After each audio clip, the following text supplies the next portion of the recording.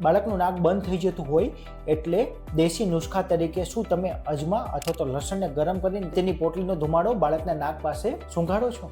આ નુસ્ખો મોટા લોકો માટે ફાયદાકારક હોય છે, પરંતુ 5 વર્ષથી નાના બાળકો માટે આ એક ખતરનાક પ્રેક્ટિસ પણ સાબિત થઈ શકે છે. નાના બાળકની શ્વાસની નળી એકદમ નાની અને સંવેદનશીલ હોય છે.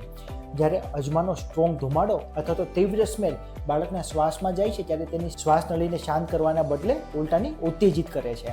આનાથી શ્વાસ નળી સંકોચાઈ જાય છે અને કફનું પ્રમાણ પણ અચાનક વધી જાય છે અને બાળકને અસ્થમા જેવા એટેક પણ આવી શકે છે, જેમાં તેને શ્વાસ લેવામાં ગંભીર તકલીફ પણ પડે છે.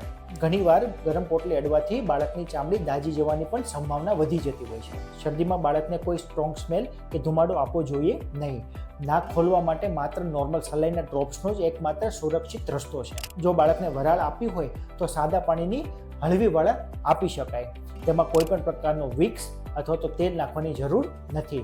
અંધશ્રદ્ધામાં બાળકનો શ્વાસ ના રોંધો. સાચી સારવાર માટે તમારા બાળકના ડૉક્ટરનો અચૂક સંપર્ક કરો.